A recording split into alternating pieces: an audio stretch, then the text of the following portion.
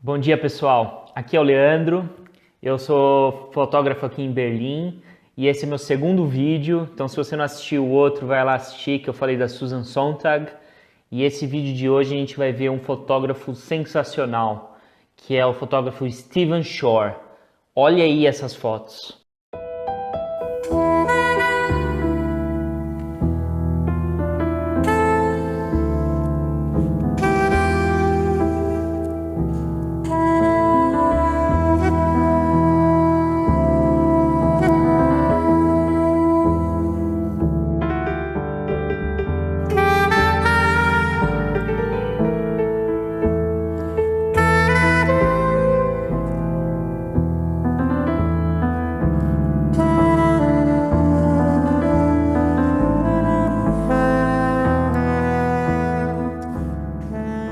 Antes da gente começar, eu vou pedir para você comentar o que você achou dessas fotos incríveis que eu acabei de te mostrar. E se você estiver pensando em comentar, putz, o Leandro é maluco, parece as fotos do meu pai quando ele fazia na década de 70.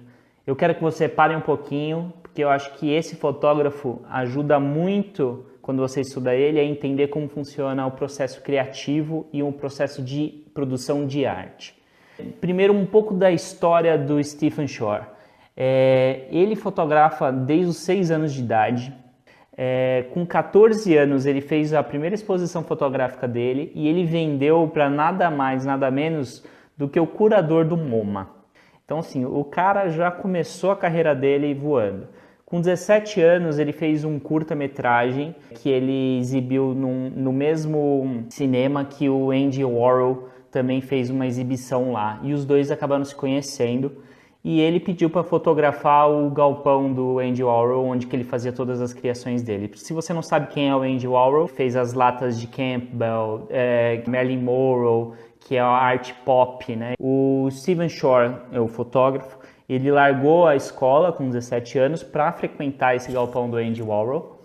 E eles começaram a criar junto durante 3 anos. Então eles tiveram uma colaboração aí no começo da carreira do Stephen Shore.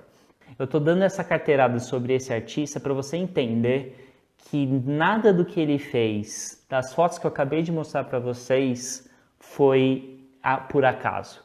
Tudo tem um motivo de ser e quando você entende todo o processo criativo do artista, você começa a dar valor para a arte que ele está fazendo. Em 1970, o Stephen Shore criou o trabalho American Surface. E o estudo dele, o que ele foi tentar retratar, foi a cultura americana.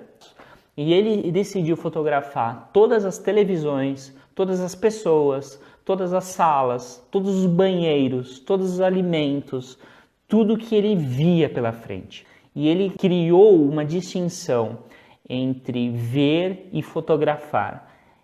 Um paralelo que ele traça é mais ou menos igual a você escrever e você falar. Quando você escreve, normalmente você escreve de uma maneira mais formal, de uma maneira diferente do que você fala.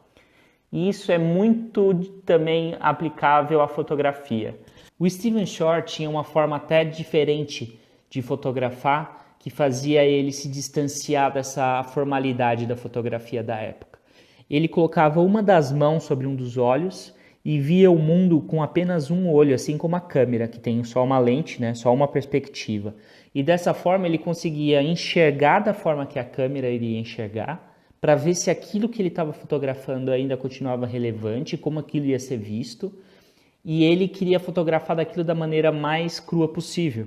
Então ele colocava o objeto no centro, ele usava o flash da câmera, usava uma câmera colorida, simples, que era o que tinha na época, o que realmente era o mais cru possível daquela realidade. Dessa forma, o Stephen conseguia fazer com que o dia a dia dele fosse um objeto de estudo fotográfico. Ele conseguia mostrar para o observador das suas fotos o que importava naquele trabalho que ele estava fazendo.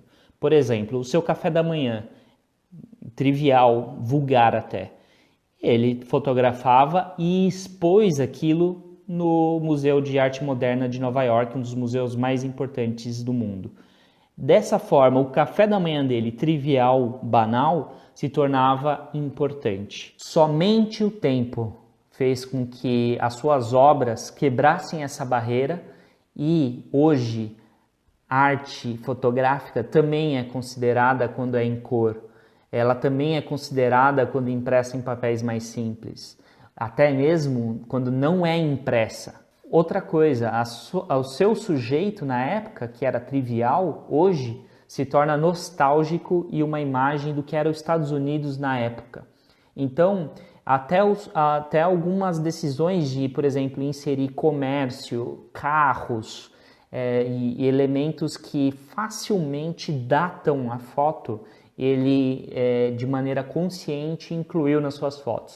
Seguindo essa ideia, você pode ver muito facilmente no seu próximo trabalho, Uncommon Places.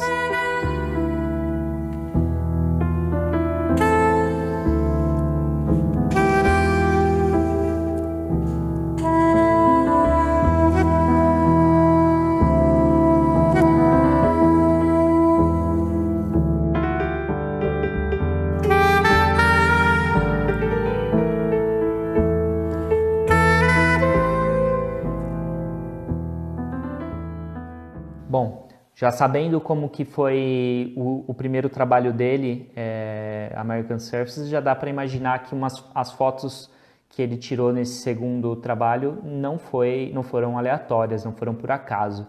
Nesse segundo trabalho, o Stephen Shore já utilizava uma câmera 8x10, que é uma câmera com filmes grandes, é uma câmera grande e pesada, então ele tinha que utilizar um tripé. E nesse segundo trabalho ele se afastou da fotografia e utilizava essa câmera, esse tripé, para retratar pequenos mundos, segundo ele. O que quer dizer com isso? Como é um processo muito caro, esse processo de fotografia 8x10, tanto do filme quanto da revelação, e ele não, segundo ele não tinha dinheiro para bancar um projeto grande desse, ele se obrigou a tirar apenas uma foto de cada sujeito que ele escolhia. Então ele chegava num local que ele imaginava onde que ele poderia criar um pequeno mundo, e esse pequeno mundo ele definiu como sendo a relação entre os elementos de uma foto. Ele queria criar uma relação onde que não fosse óbvia, onde que você via, por exemplo, carro, posto, anúncio, loja, pessoas e aquele monte de sujeito. Ele queria fechar aquilo dentro de um frame fotográfico, e dentro desse frame fotográfico o observador poderia imaginar as relações entre aqueles elementos, a história daquela foto. Ele queria que o observador perdesse tempo vendo os elementos e a conexão entre os elementos daquela foto. Então ele perdia horas com o tripé dele olhando em volta para conseguir tirar uma foto onde que todos os elementos se comunicavam, e assim ele tinha um pequeno mundo criado dentro daquele frame. E é um trabalho que a metodologia e o formato que ele utilizou já foram totalmente diferentes do anterior. Ainda em cor, só que com um formato mais clássico, onde que ele precisava do tripé e com outro processo. Então você vê que ele muda durante a sua carreira como ele fotografa. E pode-se dizer que em 1970 Stephen Shore foi um pioneiro a trazer uma nova mentalidade sobre o que é considerado arte e o que não é considerado arte. É entender que a intenção do artista define sim a sua arte. A história do artista define a arte que ele está fazendo. Então é isso, pessoal. Obrigado por ter ouvido. Eu espero que você tenha gostado. Tchau, pessoal!